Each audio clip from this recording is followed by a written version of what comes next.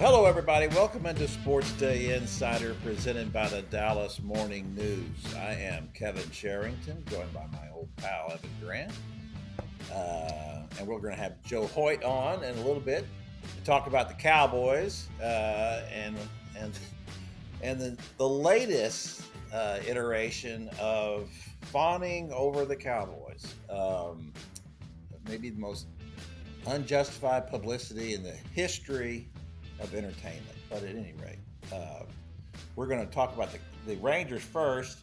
Evan, I was gone for a week, and I come back and pretty much it's the same set of circumstances, just with different players now with the Rangers. They win a little, they lose a little, they pique your interest, and then they go back to the same old thing. I think the identity of this Rangers team is that you just have to let this play out in front of you. There is no way you can say they're in or they're out. You just have to wait and see what happens. Yeah, first of all, Kevin, we're not going to mention to anybody that you were in the Hamptons for a week. Well, I wasn't there for a week. I was just there for 4 days. Aha! So you will confirm that you were in the Hamptons and that you have a Hamptons home.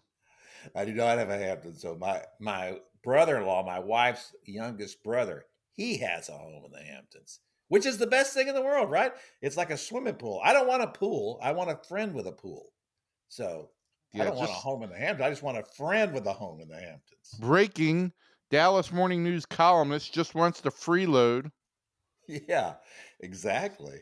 Well, Kevin, let me tell you what you missed while you were on your glorious vacation, which is a whole bunch of nothing. Mostly that reflects the Rangers offense, which decided last week to go back into its shell, and be like a little tortoise and just not come out to play very often. They did add some pitchers at the trade deadline. We talked about that last week while you weren't here with Sean. Ian Merrill Kelly and Danny Coulombe and Phil Maton, and I'm convinced that Phil Maton may be a vampire. He is completely bloodless, but man, he's been good. But listen, I think the story of this season is that this team, I think you just talked about the identity of this team. I think this team doesn't have an identity. I think that's the biggest issue. This offense either doesn't have a lot of self-awareness, or it's just not very connected, as Chris Young used the word connectivity earlier this year, which is a word that stuck with me. Just situation after situation where you'd like to think, okay, they're going to capitalize on a run scoring opportunity and they know what they need to do that, and they just seem to fritter away. That was very evident in the Philadelphia series. Against Arizona, a team with a losing record on Monday night, they did capitalize and they had their biggest comeback win of the year. And so just at a point in time where you want to say, once again, this offense doesn't work. This team does not work. The Rangers put together their biggest comeback win of the year, and maybe it does propel them. But I think at this point, most important thing for the Rangers is to stop worrying about what's going to propel them and face every game every day. They've just got to come out and win. They have no margin for error any longer. Yeah, and at some point you had to figure that Jacob deGrom and Nathan Eovaldi would come back to earth a little bit. Eovaldi's was pitching on a historical pace here with his ERA of 1.38. How much longer could he keep that up? And then Jacob deGrom as well. It's not a question so much of them. They're both excellent pitchers. These are guys with pedigree, so we expect them to be good, but they can't be great every time out. And then when that happens and they are not as good as they have been, then it's incumbent upon the offense to do something about it. And it's just so funny, Evan. I've gotten so used to the Rangers offense now being what it is, because it was not only like this year, it's like this last year as well, that it's just weird to think back to 2023, and when they were just piling up runs left and right on people. You just knew they were going to get hits. You just took it for granted. It was an assumption about what kind of team they were going to be in the playoffs. So I don't know. Weird things can happen, and they could go on a hot streak. And we talked about that, and I've written about that, and you have as well. All you got to do is just get into the postseason and then see what happens. They have the starting pitching for that, but as you also pointed out in the series against the Phillies, uh, I think the Phillies are the best team in baseball, and I think they had the best chance of winning it all. So losing to the Phillies is not an awful thing, although losing at home to the Phillies isn't so good. But it kind of showed you who they are too, right? Yeah, I mean, I think the Sunday game once again demonstrated, the Rangers scored early and then they didn't score again. The Phillies had a one-run lead going to the eighth or the ninth inning. They got a runner on base. They bunted him over, and then they got him home with a sacrifice fly, and it added an important run, giving them a two-run advantage. Uh, and the Rangers had opportunities to manufacture runs, and they didn't do it.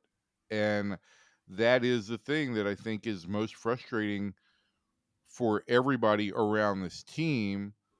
That there are opportunities out there to score and to be more efficient, and the Rangers just don't seem to either know how to execute in those situations or just think that they're going to go up there and hit home runs every time, and they're not.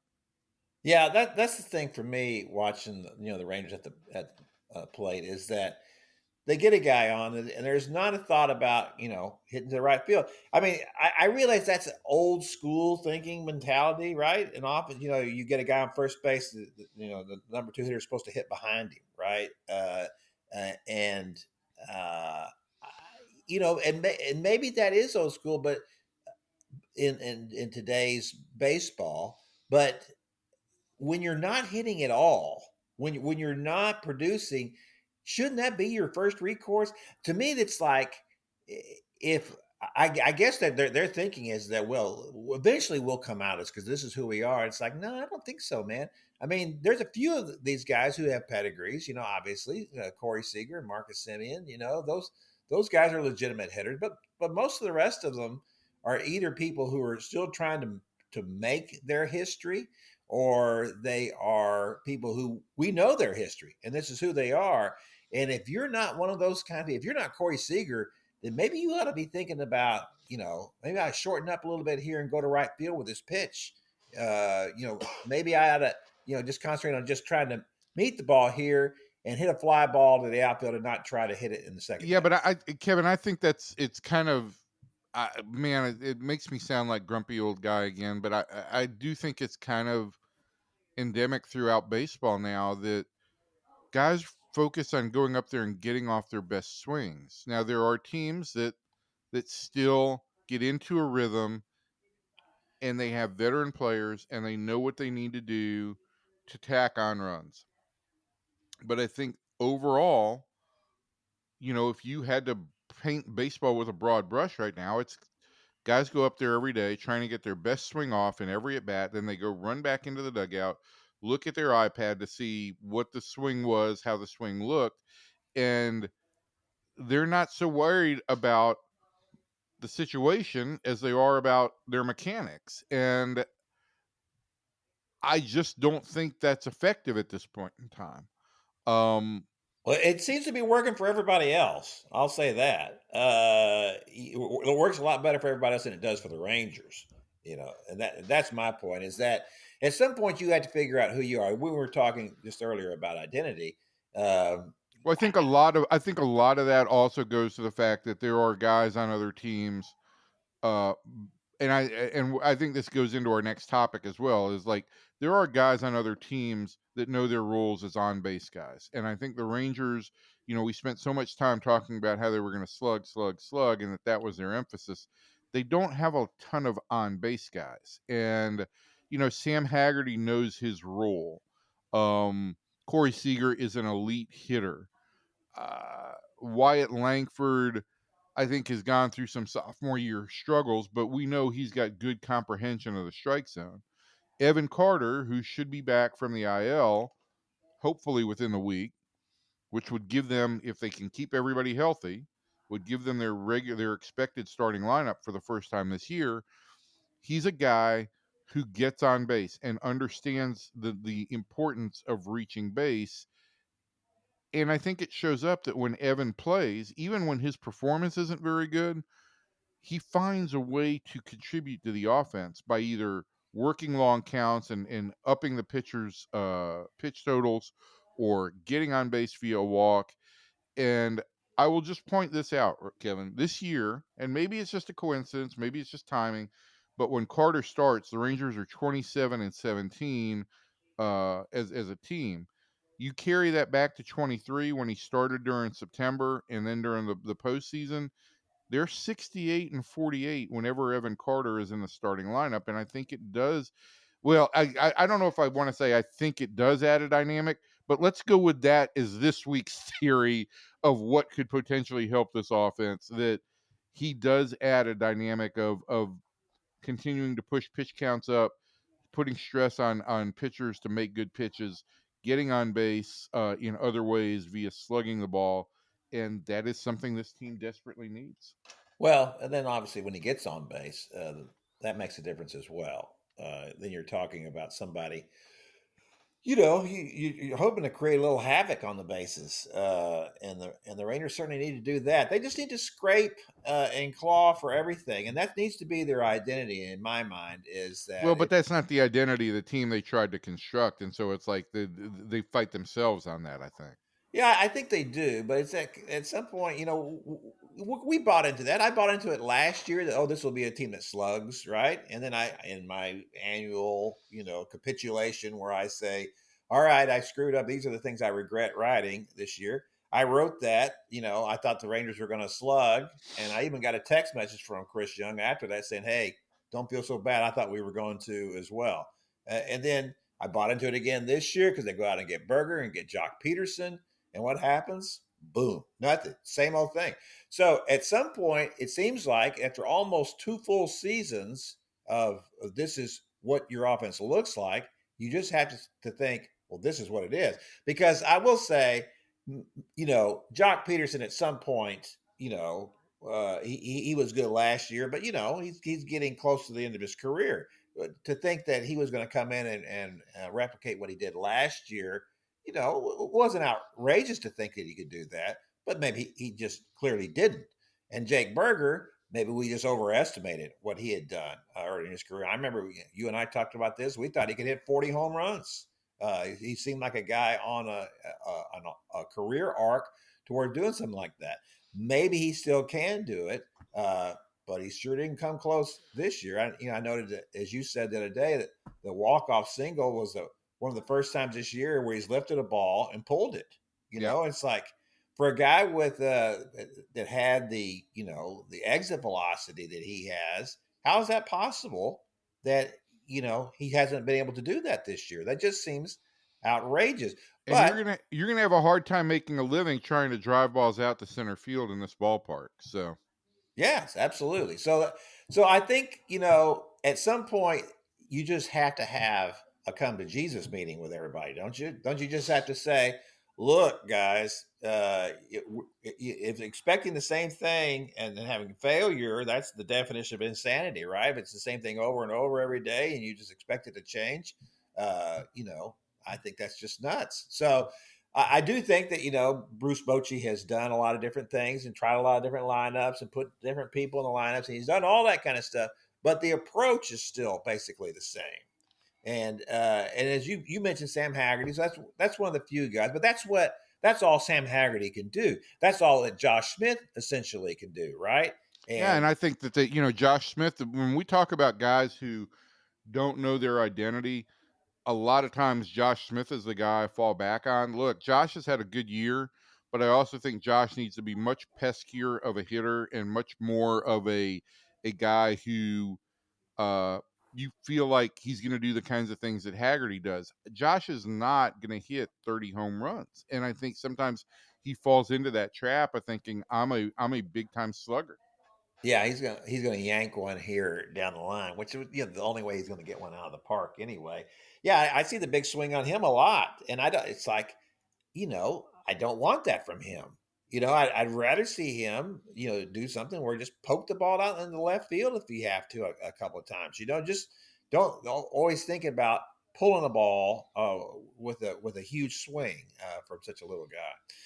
Well, Evan, let's talk about the real quickly before we get out of this Rangers segment. Let's talk about the um, the schedule as it comes up now, and the Rangers fighting for that wild card spot, which is all along. This is all I thought they could do. I felt like that the Mariners after the trade deadline would have a big surge here. The Astros would fall back, and the Rangers would be competing with the Astros for the wild card spot. I think that's still a possibility, but tell us how that shapes up now, and especially with Cleveland coming up in the schedule. Look, I said it Monday when we recorded the Rangers podcast with John Blake. And self promo plug here. Ian Kinsler was our in studio guest this week. Came down to the morning news and had a great conversation. But I said to John that after watching the Mariners a week ago, um, I feel like the Rangers' best shot may be to dominate the Astros over those 6 meetings that they have in September, and hope that as Houston continues to struggle, that it's the Astros that end up in the wild card race, and that the Mariners win the AL West, and that the Rangers can catch Houston. The other scenario here is that Cleveland's playing really well, and the Rangers have not yet played the Cleveland Guardians this season. They have 6 of, I think it's their final 35 games against the Guardians, including a homestand coming up 10 days from now. What I do look at the schedule, Kevin, I first of all, look, the schedule is one of many things that does not tilt in the Rangers' favor. I think they've got the third or fourth highest, toughest schedule remaining. That works against them. They've lost tiebreakers to the Yankees and the Mariners. So if they do end up in a dead heat with either of those teams, they're a loser. They don't play well on the road. They don't hit left-handers. So all these things kind of stack up against the Rangers. But what I will say is that, you get through the Cleveland series and you've got another nice it involves a road trip, but you've got another nice stretch where you could maybe roll off something like a 7-2 against the Angels, A's, and Arizona, and maybe that lifts you back into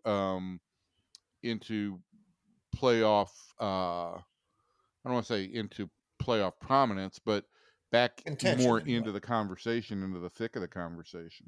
Yeah.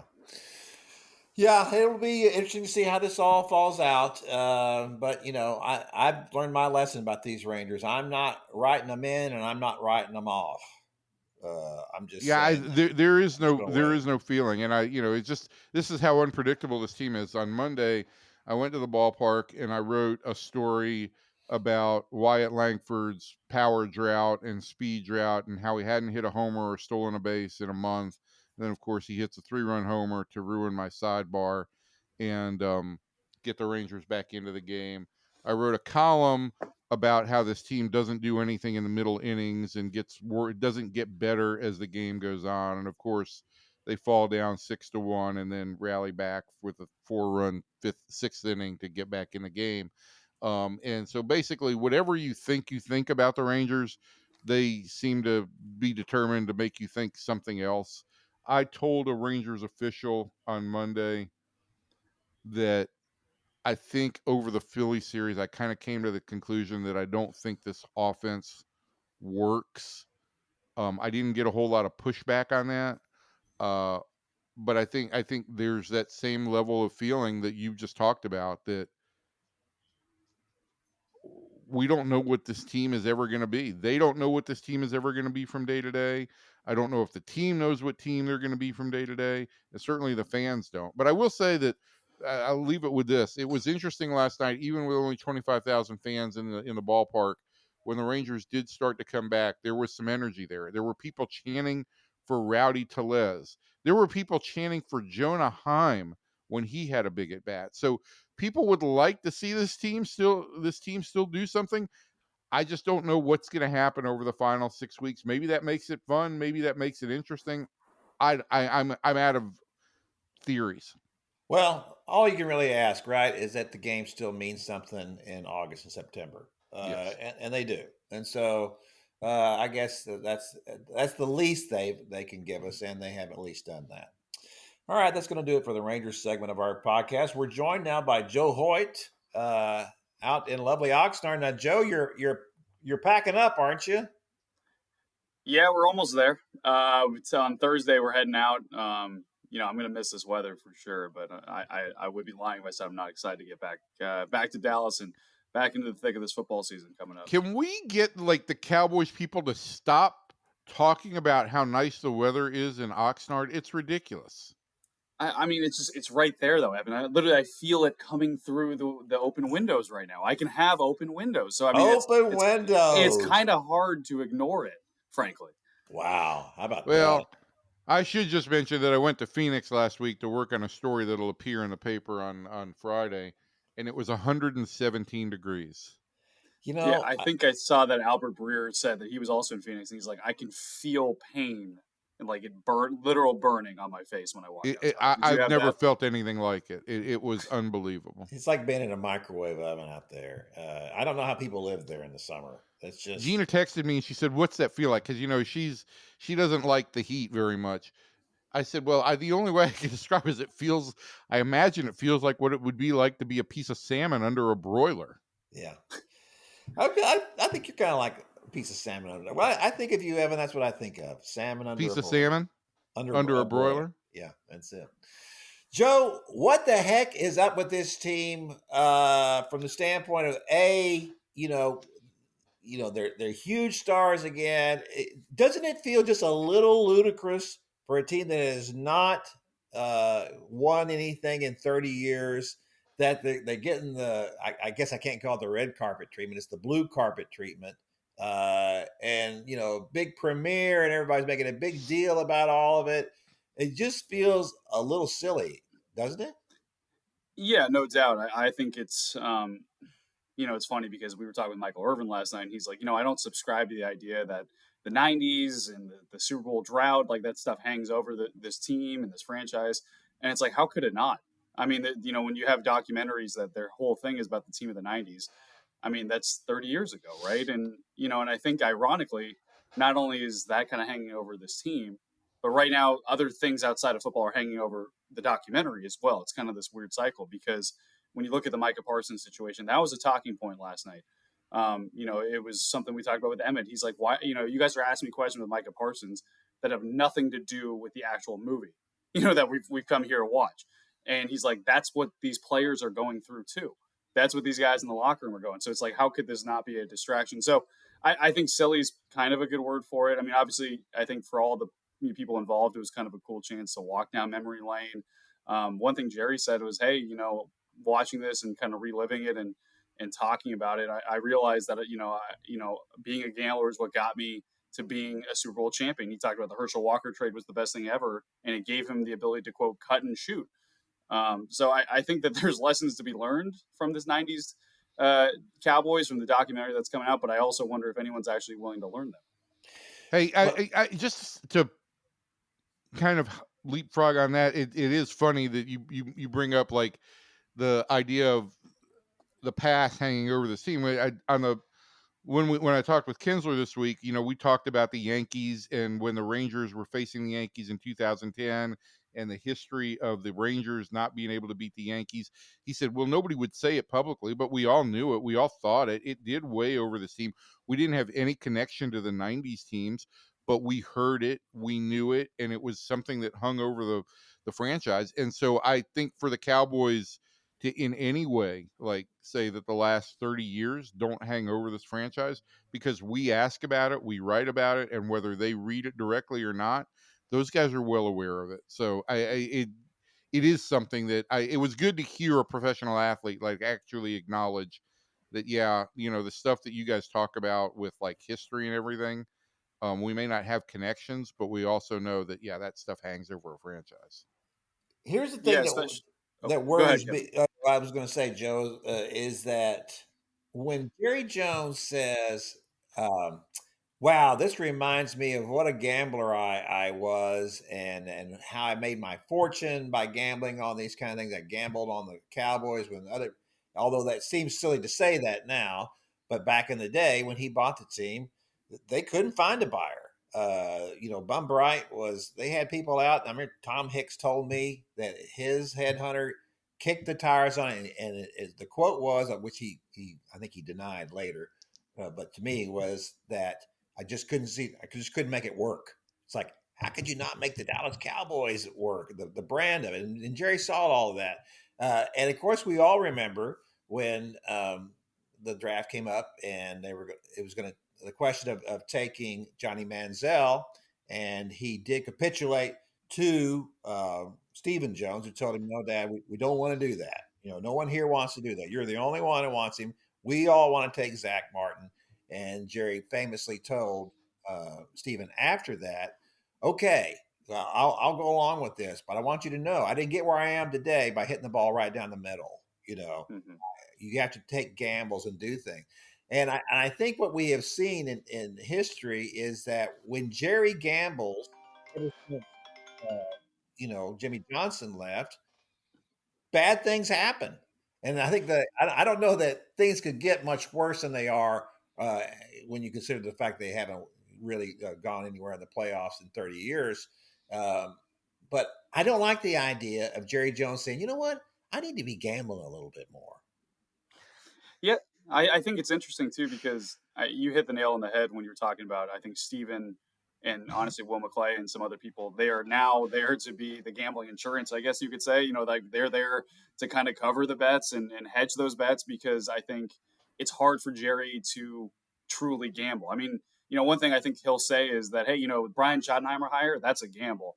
Well, I mean, in reality, it's a very safe hire. And I guess it's a gamble if you can kind of, that's like saying you're pin high from anywhere on the golf course, right? Right. So I think, that's in terms of hanging over the franchise too. I mean, Evan, I'm glad you brought that up about what Ian said because I think it's hard to ignore that this hangs over the franchise when there is a connection, when there is a constant, and it is Jerry. And I think that the gambling kind of aura is not something that honestly has really been in play in the past decade. And then you point to the salary cap too. I mean, they haven't really won since the salary cap became a thing. And how much gambling can you actually do under that lack of flexibility? I guess even though other people have found flexibility, it's a fascinating situation with as we head into another season here for sure. I So mean, and also let's just say this: the Herschel Walker trade, right? I mean, in terms of gambles, this was a franchise that was going nowhere at that point in time. They had one marketable piece, and they were able to sell it. I don't know how much of a gamble that is. Is it's just like, taking advantage of a situation. I listened to this. I listened to Calvin when we talked last week, and I got Calvin to try and walk me through the Micah thing, and I cannot look at the Cowboys now and see a serious franchise. I don't see serious people. Nothing that they say seems to make sense. All I keep hearing is like the words of Logan Roy telling his kids, "You are not serious people." That's basically what it is. This is just it. It has just become a full-fledged circus. And I know, Kevin, you've written that a million times, but it's like there's no meat there. It's just a circus. it is. It is a circus. So let's look at this now, Joe, and tell us at this point in training camp, since they are coming back on Thursday, and they will be out at Jerry World on Saturday, and Joe, I'll be out there as a matter of fact. So we'll see you there. Um, but tell me at this point, Joe, when you were going into training camp and the questions that you had about the team at that point. How has it developed? Have you seen answers to the questions you had? Have new questions popped up since then? Can you kind of give us just a general feel for those two areas? Yeah, I'm laughing because the big question that I think that the Cowboys haven't been able to answer for roughly a decade now is whether they can stop the run, and that still is a question kind of heading out of camp too. I don't feel like there is a lot of confidence that they can be, a good run stuffing team, akin to what Matt Eberflus and Rod Marinelli used to have, probably the last time they were in Dallas, and what they could do there. I think that question has opened up more questions. Mozzie Smith, I don't think has been very good. Jay Toya is he's supposed to be kind of a space filler, good 7th-round pick, defensive tackle, big guy to UCLA. He was kind of getting moved a little bit. He had some good moments, but he was getting moved in the preseason game. I thought the Rams in the joint practice were even worse in terms of running all over the Cowboys.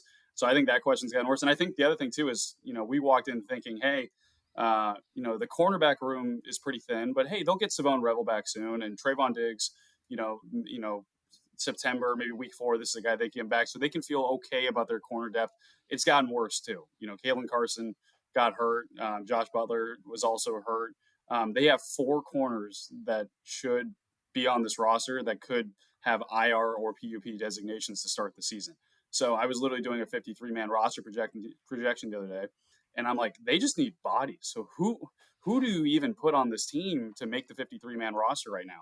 I think when you look at the defensive line in the cornerback room, there are so many questions right now that it makes you wonder, is there something else out there? Is there a potential move to be had? Is there anything you can do? I mean, is there guys out on the street that you can go pick up? I know a lot of people like to talk about Stephon Gilmore, but I think that right now, in terms of what his price might be, that might be unwilling by the Cowboys to make that happen. That might not be a gamble they're willing to take per se, on an older guy. So I think that there's a What lot of happened to the questions to gambling? develop. Yeah. Exactly. Hey, gamblers might make that move, but I don't know if right now that's in their price range. So it's I have more questions, frankly. I think the only thing that maybe got answered is what they'll probably do at running back. I think they really like Javonte Williams. Now, whether that's a sound or successful method, we'll see. I think they like him a lot, and I think that will probably be your starting running back heading into to the regular season. But I have more questions, guys, frankly. Yeah, and I got a question too, and I know this is always a stupid thing to talk about, but when you have a quarterback who's missed as many games as Dak has over the last few seasons, Joe Milton certainly hasn't answered any questions, and letting Cooper Rush go, I didn't have a big problem with that at the time, but just because you watch Cooper Rush play and it's like, man, this is the ultimate low bar, isn't it? It's like we know how good he is physically, and this is what he's capable of doing. And so you kind of like the idea of having a backup quarterback who could eventually succeed the starting quarterback, right? And everybody knows that was not happening with Cooper Rush, but you cannot deny the productivity when he got into games. I mean, he didn't really hurt you, and he helped the Cowboys win a lot of games. I don't know that they've had a backup quarterback, my gosh, in the last, certainly not this century, who was as successful as Cooper Rush was. Now they let that go. He got a $6 million deal with the Ravens, and maybe that was just out of the Cowboys' price range. But from what we've seen of Joe Milton so far, he doesn't look like much of an upgrade over Trey Lance. He seems like the same guy, if you ask me. I think they're similar because I think they're both projects. And I think I would tell you this: I think Joe Milton has more upside than Trey Lance. I think that the potential is incredible. I mean, you see the flips, you see the arm, but also potential is nothing if you don't get it to be consistent. And I think that's one thing where Joe Milton's struggling right now. I mean, I think that in the Cowboys' ideal scenario, Joe Milton would prove enough this preseason where they could say, all right, we're going to run with 2 quarterbacks. Maybe keep someone in the practice squad just as an emergency, right? But we're going to run with 2 quarterbacks on the roster, and we feel good, and we can trust Joe Milton that if Dak Prescott gets hurt, we're good there. And then there's some upside to that too. As of right now, Joe Milton hasn't proved that. I think that this past preseason game, was definitely a significant step back. I think Brian Schottenheimer were talking about, hey, we're trying to, me and him are trying to get on the same page. I'm trying to learn him as a play caller. He's trying to learn me as a play caller. And I still think that there's a gap there. And, I thought it was telling that Brian Schottenheimer would not name a backup quarterback yesterday. He talks about how he doesn't know Joe Milton. They're trying to find it. He called him the unknown, more than a quarterback competition. But I do think that there's trust in Will Grier, ironically. So if Milton can't prove this preseason that he could be trusted, I would not be surprised to see them keep 3 quarterbacks. And then if Dak Prescott were to get hurt, honestly, it would not be surprised me if Will Grier was the first guy they turned to. Hey Yeah, Joe, that's a the safe the thing to one do. question I had for you about camp and what you've seen is from a more casual perspective over here, like obviously Shoddy was the big move of the offseason. And what have you learned on him? What are your first takes on how this guy will be as a head coach? Yeah, I mean, it's a good question because I still think we're learning it. But I think that, in terms of Brian Schottenheimer, the person, we've gotten a lot of answers. I mean, this is a guy that's truly authentic. This is someone who you can tell genuinely cares. He works his butt off. He's got a lot of inspirations. He's got a lot of he's kept notebooks over the years and just wrote little things down from a lot of different sources. So in terms of being someone who could be a quote football savant and like take in a bunch of information, he's that. Now, the question is whether he can actually apply it as a head coach and as a play caller. I think you look back at his time with the New York Jets and the Seattle Seahawks. There were some decent things, but largely this didn't scream future offensive guru head coach. He's kind of talked about how his time away from being a play caller, he's learned a lot of things. He watched a lot of the Sean McVays, the Kyle Shanahans to kind of get a sense of how they're kind of taking the league by storm a little bit. And I think right now we're still waiting to find out if Schottenheimer's actually been able to apply those lessons. He's kind of hardened himself. In the joint practice, he gave himself a bad grade. I don't think he would give himself a good grade in terms of play calling this past preseason game as well. He's been saying that I want to keep things vanilla and kind of keep things close to the chest. Because I can do that in year one because I have the luxury of people not knowing who I am, and I think that that's incredibly telling about everyone's perspective on Brian Schottenheimer. I don't think we know who Brian Schottenheimer, the play caller, is going to be truly. I don't think we know how successful Brian Schottenheimer, the head coach, is going to be. Incredible person, I think, authentic. I think he's doing a lot of good things in terms of motivating the players and from a culture perspective. I do think the energy's been different during training camp, and I think that's great. But we keep saying this. All that's irrelevant if you don't win. And right now, I still don't know whether or not he's going to win as a head coach of the Dallas Cowboys. See, here's the issue for me in what you just said about Brian Schottenheimer. Well, we do have a track record of him as an offensive coordinator and what he wants to do, and I think he wants to run the ball. I believe him when he says that, and I don't usually have a problem with that kind of thing. But here's the deal: if you're not going to be able to stop people running the ball, then you're going to have to start to score some points. And I don't know if this team can score points or not.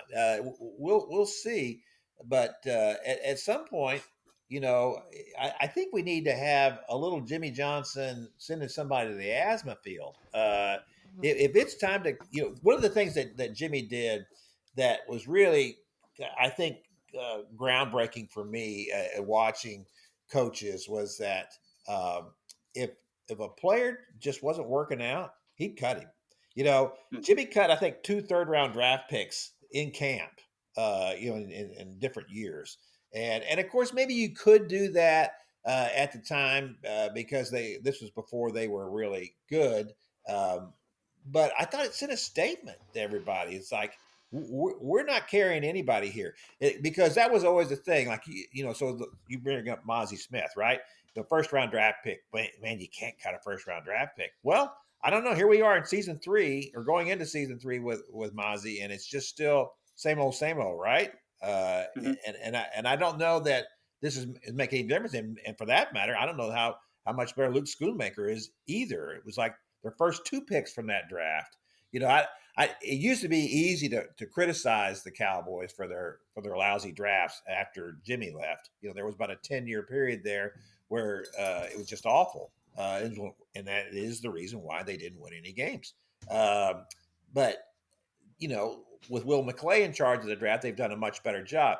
But that 23 draft, when you consider the fact that DeMarvin Overshown is probably the best player from that draft, but they can't keep him on the field, man, that left a big hole, that draft. Yeah, I think they've had a couple of drafts recently that have left big holes and they've had big misses. I also think too that, I hypothesize in my roster projection, I wonder if they could start opening potential trade talks about Jalen Tolbert, frankly, because when you look at how he's done this offseason, I think there's been a regression. I thought there was some good momentum after all the touchdown catches he had. I asked Brian Schottenheimer about him yesterday, and he said, Jalen Tolbert continues to do that.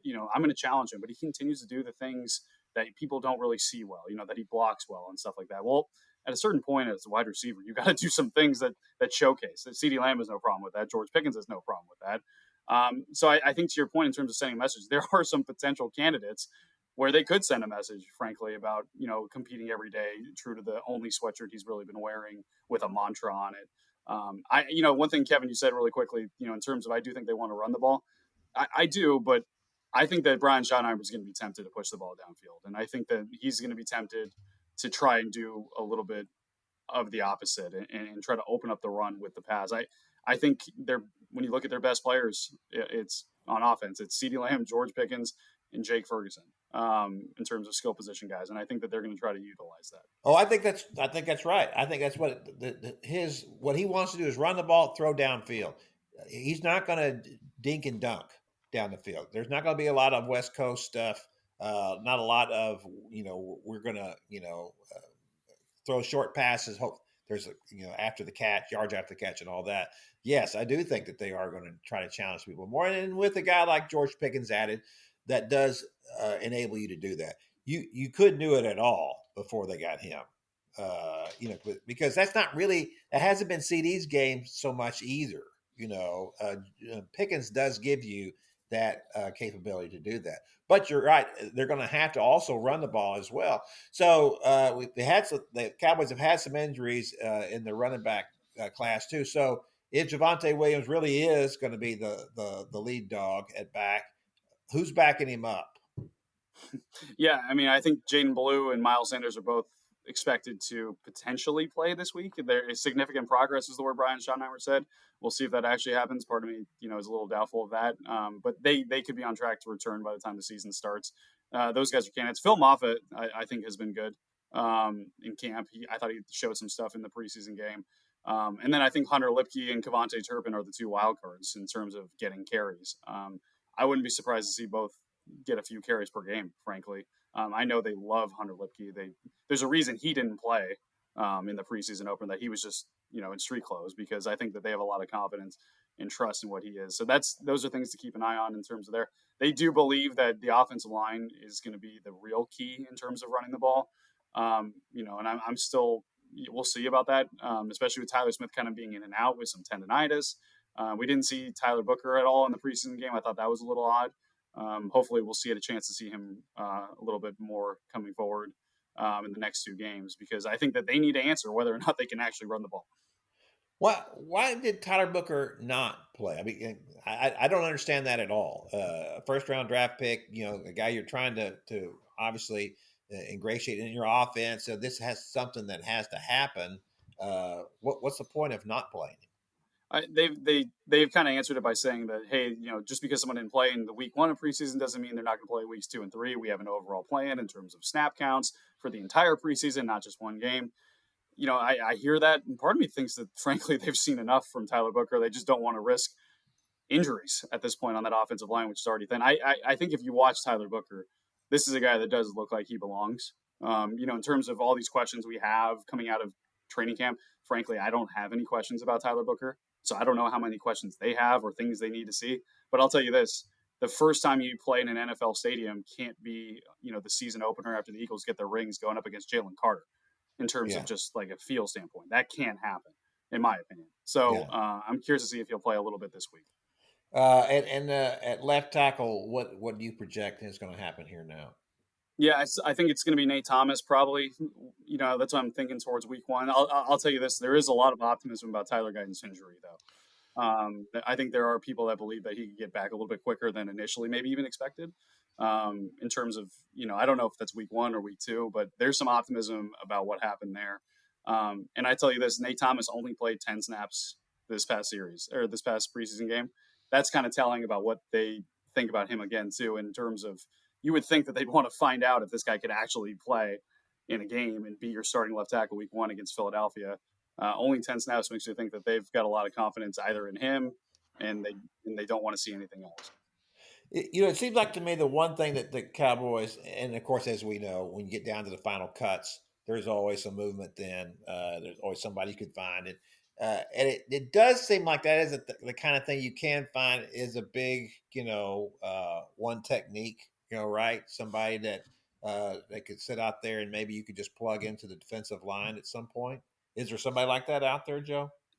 I don't think so. I mean, because I think that is something they tried to do last year and it failed miserably. I think that they might have counted on it last year. And next, you know, a couple weeks in, you're watching Jordan Phillips get pushed 7 yards off the ball every play, and you're like, how does this happen? Well, it's because you didn't try and take care of the one thing.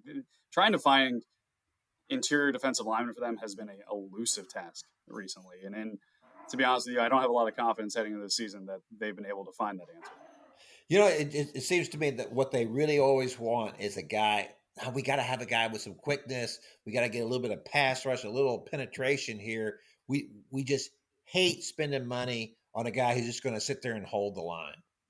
Yeah, and I tell you, the one guy I think who might actually have the potential to do it, but he's smaller, is Perion Winfrey, former Oklahoma guy, USFL guy, or USL guy that, you know, they just signed this offseason. He'd be smaller for sure, but I think in terms of actually playing inside, he's someone that has some ability. So I think that's one name to watch in terms of what they might do. They've also used Solomon Thomas sometimes inside. I think right now what they're going to do in the interior defensive line position is a conundrum that, you know, that they might have to throw some unique answers to try and find the right answer to. So I think that the takeaway from all this is that Cowboy fans should probably look at game time and kickoff times at the start of the season, and then just plan to watch America's team. Yeah. Just watch the documentary or another American team. Yeah, watch the documentary. Maybe give a quarter, you know, and then, you know, if the writing's on the wall, you can go back to some other times. But you know, documentary's coming out next week, so I mean, you're not neither one of you is painting a very rosy picture about this team. I will say this, like, in terms of that though, like, they still have high end talent in places that matter. You know, I mean, well, Micah Parsons, we'll see, right? They still have CeeDee Lamb. You still got Dak Prescott. There still is potential. But yeah, I've felt rosier about this team before. Yeah. Joe, I asked Calvin this last week when you were unavailable or just decided you didn't want to talk with me. That's not true. Give me a date on when the Micah contract officially gets done. What's your prediction date? I kind of want to say September 3rd. September 3rd? I kind of want to say it's back in Philadelphia, or, you know, as they head back to Philadelphia, you know, the Pennsylvania kid signs. They not only have all the stuff about the season opener, but they got the Micah Parsons contract done. I'll tell you what, things just feel weird right now. I don't think they're close. I don't think they're talking. That's one thing they're not talking. Things just feel weird, and things have felt weird before in contract negotiations. And maybe I'm being naive, frankly, as a more younger Cowboys reporter. Things feel weird, so we'll see. Calvin gave me August 29th. Kevin, you have a date in this? You want to? Maybe we should gamble and have a pool. December of 26. Whoa! So does he play or does he skip games, Kevin? He plays without a contract. No, I don't. You know, it's just also it's so much foolishness, and that's what, you know, that kind of encapsulates the Cowboys in general. You know, the desire, and I mean, look, if I was going to make a documentary, why would I make a documentary about the Buffalo Bills or the Cincinnati Bengals or you know, the Atlanta Falcons or you know. I would watch the Falcons documentary. Yeah, I'm sure you would. Jacksonville Jaguars. There's a handful of franchises that have general interest, and the Cowboys are certainly the one, because people either love them or they hate them. And I will say this: the hate them is getting larger and larger in that group. I think they've got a majority vote at the moment. I think you're at this point. I think you are oversimplifying that a little bit, because I think there's three groups. I think there's the diehards that love them. There's the people who have always hated them, and I think there's a growing number of people out there who just laugh at them, who just think they're. Well, that counts as hate when you're laughing at people. I think they just feel it's comic entertainment at this point, because it's unserious. Well, it is. They are an unserious group. I'll tell you this though: I was walking last night on Hollywood Boulevard, and then I looked down and saw like the Dolly Parton Star. And I was going to file a story, and I was just thinking, only this team, man. Only this beat, only this team. So they never keep it. They always keep us on our toes. One thing Jerry said, he's like, I told you guys when he came to the media last night, I told you guys, you hang with me, and I'll take you to the lights. And so only this team, dude. Yeah, you're right. Only the Cowboys. All right, that's going to do it for our podcast this week. We thank you for taking the time to step in and listen with us. We'll be back next week to talk more about this, and maybe we'll have some more solid reporting on what's going on with Micah Parsons, but probably not. We won't have any clarity No on clarity. Micah Parsons at this point next week. No, we won't. We're already predicting that. So from everybody in here to everybody out there, thanks, and we'll see you next time.